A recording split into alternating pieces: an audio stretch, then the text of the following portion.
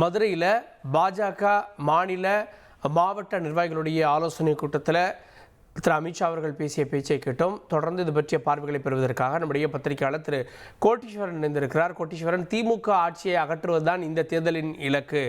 எப்படி நாங்கள் டெல்லியில் செஞ்சோமோ அதுபோல தமிழ்நாட்டிலும் மேற்கு வங்கத்திலும் நாங்கள் ஆட்சி அகற்றுவோம் அப்படின்றாரு. அமித்ஷாவுடைய கான்ஃபிடன்ஸ் எப்படி பார்க்குறீங்க? வணக்கம். இது கான்ஃபிடன்ஸ்ன்றதை விட இது அவரோட பிளான், அவரோட எண்ணோட்டம், அவரோட சிந்தனை, அவங்க என்ன பண்ண போறாங்கன்றத கிட்டத்தட்ட ஒரு வெளிப்படையாவே பகிரங்கமா சொல்றாரு. அதாவது டெல்லியில எப்படி நடந்தது, ஒரிசால எப்படி நடந்தது, மகாராஷ்டிரத்துல எப்படி நடந்ததோ அதே மாதிரி இங்க நடக்கும் அப்படின்னா அதை நான் எப்படி புரிஞ்சுக்கிறேன்னா, மகாராஷ்டிரத்துல எடுத்தீங்கன்னா உங்களுக்கு சிவசேனாக்கு சின்னம் கிடைக்கிறதுல பிரச்சனை வந்தது. அந்த மாதிரி இங்கேயும் ஒரு சில கட்சிகளுக்கு சின்னம் கிடைக்கிறதுல சிக்கல் வரலாம். தேர்தல் ஆணையம் ஒரு சில ஒரு நியாயமான சமதளத்துல இல்லாத பிரச்சனைகள்லாம் மகாராஷ்டிரத்துல அது வரலாம். ஒரிசாவை பொறுத்தவரையிலும் பாத்தீங்கன்னா தமிழ்நாட்டுல இருக்கக்கூடிய அதிகாரிகள் இங்க எல்லாத்தையுமே பண்றாங்க, அதிகார துஷ்பிரயோகம் இருக்கு, தமிழகத்துக்கு எல்லாம் போயிடும் அப்படின்ற மாதிரி ஒரு பிரிவினை அரசியல பண்ணி ஒரிசால வெற்றியும் பெற்றிருக்கிறாங்க. அது நடக்கலாம். டெல்லியை பொறுத்தவரையிலும் பாத்தீங்கன்னா மதுபான விஷயங்கள்ல ஊழல் இருக்கு, லிக்கர் ஸ்கேம் ஃபுல்லா நடந்திருக்கு, மது சம்பந்தமான விஷயத்துல முறைகேடுகள் இருக்குன்னு கைது வரலும் போய் அரவிந்த் கெஜ்ரிவால் கைதே செய்யப்பட்டார். அப்போ இந்த ஃபார்முலா எல்லாமே தமிழகத்துல கிட்டத்தட்ட நடக்கும் அப்படின்னு நம்ம புரிஞ்சுக்கலாம். அதை சொல்லாம சொல்லியிருக்கிறாரு அவரு.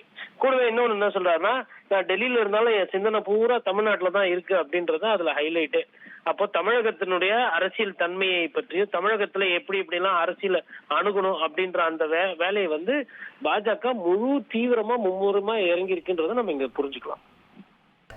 ஓகே, தொடர்ந்து இப்ப அமித்ஷாவுடைய விசிட் தமிழ்நாட்டில் இருக்கும் அப்படின்னு புரிஞ்சுக்கலாமா?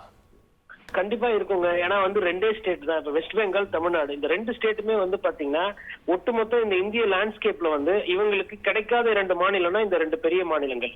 இப்ப இதுல அவங்க வெற்றி பெறாங்க. குறிப்பா தென்னிந்தியாவை பொறுத்தவரையிலும் பாத்தீங்கன்னா பாஜக ஒரு சர்க்கிளான ஒரு பொசிஷன்ல தான் இருக்கு. நீங்க கேரளா எடுத்துக்கிட்டீங்கன்னா ஆந்திரால கூட ஓரளவுக்கு வந்துட்டாங்க.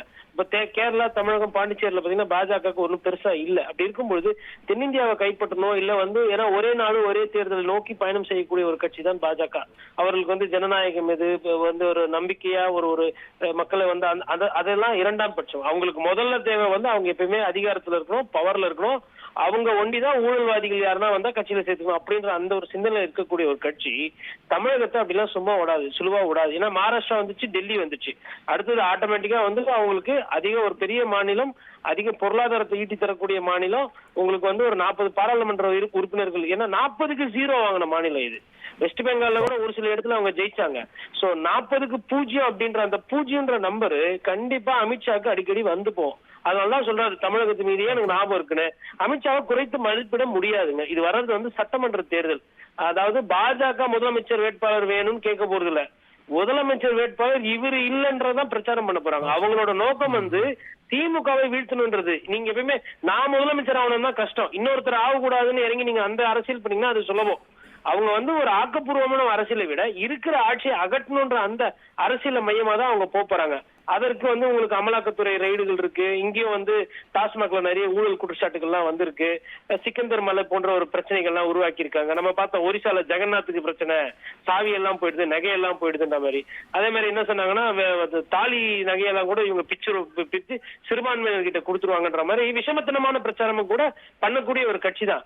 அது ஒரு சைடு இருந்தாலும் பட் வெற்றி வாய்ப்பு ஒரு தேர்தலை சொல்லி அடிக்கிறது அப்படின்னா அது பாஜக கிட்டதான் மற்ற கட்சிகள் கத்துக்கணும் பாடம். அப்படி இருக்கும்போது நிறைய இடத்துல வெற்றி பெற்றவங்க இப்ப வந்திருக்கிறாங்க, பிரகடனம் பண்ணிருக்கிறாங்க. வந்துட்டு தமிழகத்துக்கு உட்கார்ந்துருக்கேன், உங்களை முடிச்சு விட்டு தான் மறுவேளை அப்படின்னு சொல்றது இது ஏதோ அவர் ஒரு வாய்ஸ் அவுட்டாக சொல்கிறார், இது ஒரு பிரச்சாரத்துக்காக சொல்கிறார் என்று நான் புரிந்துகொள்ள. he is meaning politics. 100% தேர்தல் வியூகங்களை நன்றாக செய்யக்கூடிய திறமை படைத்தவர் தான் அமித்ஷா. அதனால திமுக கட்சியினருக்கு இது ஒரு நல்ல செய்தி அல்ல.